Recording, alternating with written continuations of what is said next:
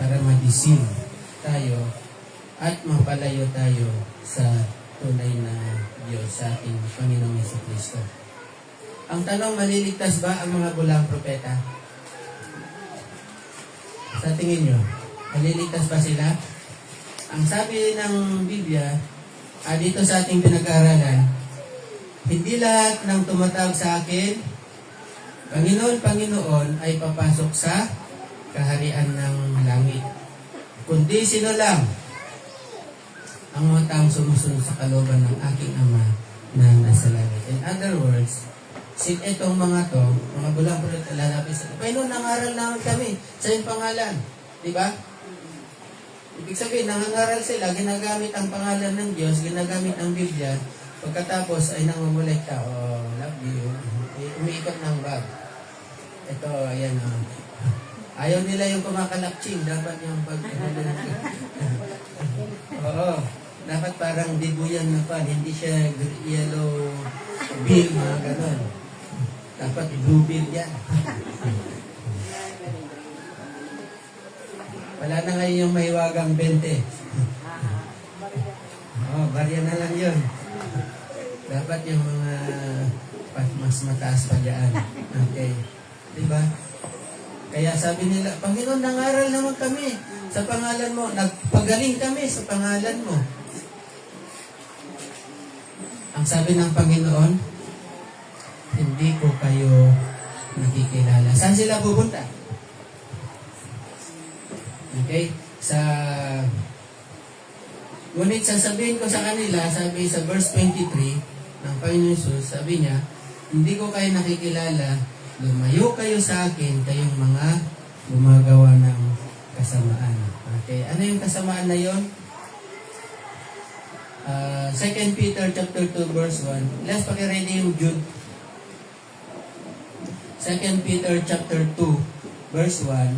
Sabi ni Peter, noong una, may mga huwad na propetang lumitaw sa Israel.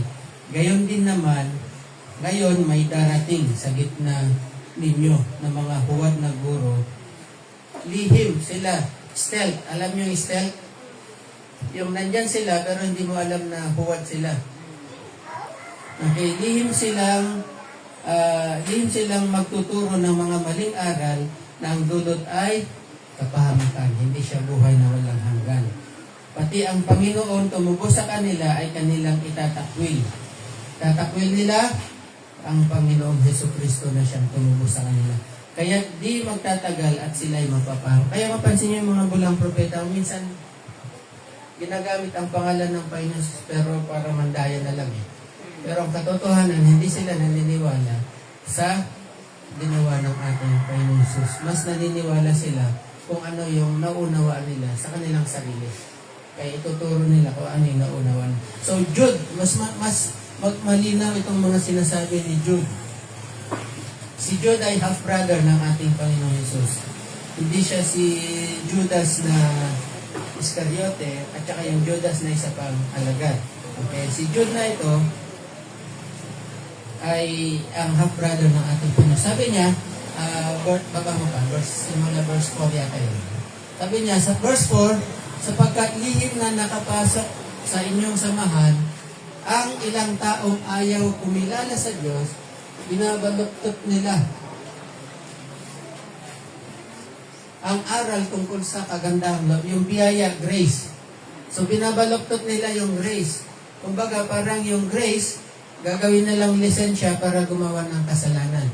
Okay? Binabaluktot nila ang aral tungkol sa kagandahang loob ng Diyos upang mabigyang katwiran ang kanilang kahalayan. Para bang ganito, may grace naman eh. Kahit magkasala ka, pag malaking kasalanan mo, malaki din yung grace na ipapakita ng Diyos sa iyo. So, pwede ka na magkasala, may grace naman eh. Diba? Yan yung kanila. Ayaw nilang kilalanin si Jesucristo, ang ating kaisa-isang pinuno at Panginoon. Okay? Yung iba, tinasabi si Jesus Christ ay tagapagligtas. Savior. Savior lang. Pero hindi siya Panginoon. Hindi siya Lord. Okay? Noon pa mang una, sinabi na ng kasulatan na may kaparusahang naghihintay sa kanila. Okay, may naghihintay na parusa. Of course, so kung babasahin natin ang Jude, lahat ng yan ay sasabihin niya, para silang mga ulap. Sa isang magsasaka, pag may ulap, maganda, di ba? Bakit? Kasi may dala siyang ulan. Pero sabi ni Jude, kung babasahin pa natin, para silang mga ulap, pero wala naman dalang ulan. Bakit? Puro sila pangako, pero hindi naman nangyayari yung pangako. May mga sinasabi sila na pagpapalain ka, magpro-prosper ka, mag-bless ka, pero hindi ka nabe-bless, sila nabe-bless. Pero ikaw ay hindi. So anong dapat natin gawin? Ano yung kailangan natin gawin? Kasi hindi mo mahalata hindi mo mapapansin kaagad. Babalik tayo sa mga nagtatrabaho sa bangko. Alam niyo po ba yung mga nagtatrabaho sa bangko? Ano yung mga pinag-aaralan nilang pera? Ha?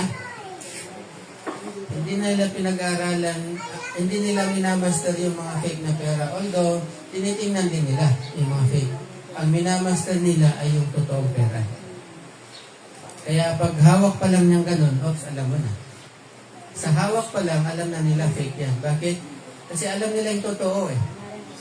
Pag tingin nilang ganan, alam nila fake yan o totoo yan. Kasi alam nila kung ano yung mga features ng totoong pera. Minamaster nila yung totoong pera. Although, syempre, alam din nila yung mga huwad. Pero yung huwad na pera kasi, nagbabago yan eh. Yung huwad na pera, nagbabago kung paano nila pepikein.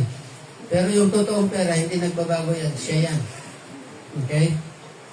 Ganon din sa atin, para natin sila makilala, unang-una, dapat alam natin kung ano yung mga doktrina na nagbumula sa Diyos. Alam natin yung ating Biblia, alam natin yung ating statement of faith. Ano-ano ba yung mga statement of faith natin? Number 1, ano yung pinakauna? Ano yung number 1 na statement of faith natin? Dapat kabisado mo yan. Kung hindi, may isang daan. Pwede. Basahin mo yan. Ang pinaka number 1 sa ating statement of faith, ang Biblia, the Bible is God's final authority. When I say Bible, yung 66 books from Genesis to Revelation. Wala tayong ibang authority maliban sa mga sinasabi ng Bible. At yung Bible ay doon sa kanyang original na pagkakasulat, without error, does not contradict itself. Ano yung pangalawa? Na merong Diyos na siyang lumikha ng lahat ng bagay kasama ang tao. So, ibig sabihin, ang tao ay hindi nagmula sa kaya nagsabi nun. Okay, tayo ay nilikha ng isang Diyos. Pero yung isang Diyos na yun ay mayroong tatlong persona, ang Diyos Ama, Diyos Anak at Diyos Espiritu Santo.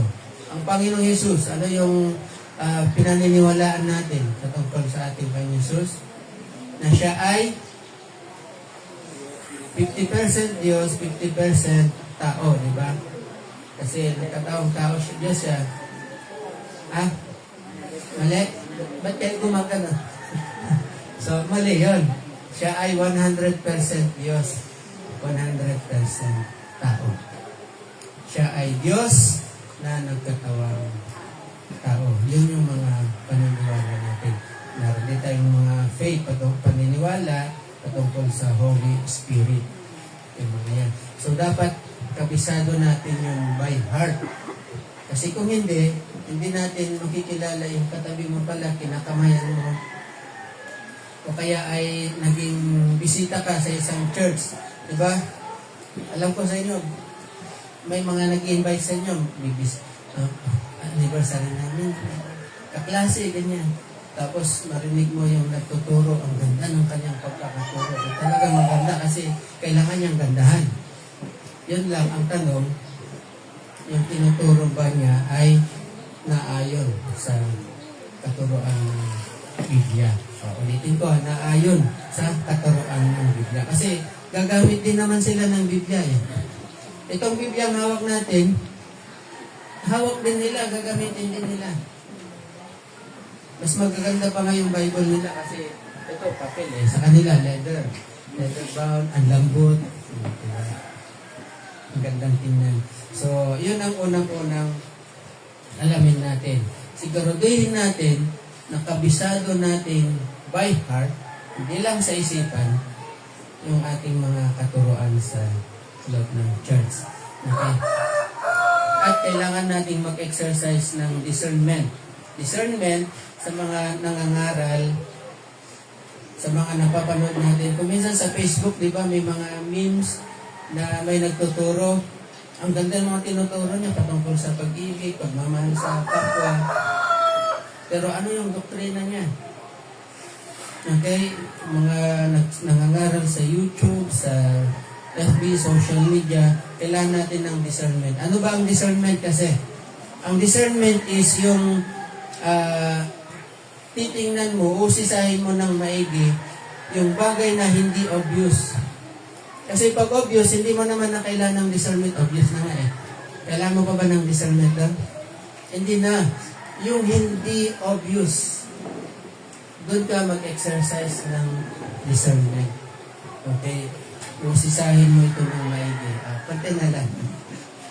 Kailangan na dagdagan pa ang sigasig sa pagbabasa, yung scripture reading nyo, huwag nyong kakalitan yun, huwag nyong ipagpapalit yan sa mga pinapanood sa TV, huwag nyong ipagpapalit yan yung sa mga kachat nyo. Tawagan kita sa ganitong oras. Sabihin mo, may scripture reading kami. Buti pa, sama ka na lang sa scripture reading ka mo. Huwag natin pinagpapalit yung ating scripture reading sa mga bagay na mga hindi wala namang kaugnay sa ating faith, no? Dagdagan natin yung sigasig. Kung masigasig na tayo magbasa, dagdagan pa natin. Kung nabasa mo na from Genesis to Revelation, basahin mo rin yung Exodus, Leviticus, Numbers, Deuteronomy. Kasi Genesis tapos Revelation na kaagad eh. Diba? Meron ding gitna. Okay? So, at masigasig din tayo sa pananalangin. Masigasig din tayo sa pagdalo sa mga pagtitipon, pagsisimba, at usisahin natin yung bawat ismet sa salita. Yan. So, sige tayo, tumayo tayo na lang.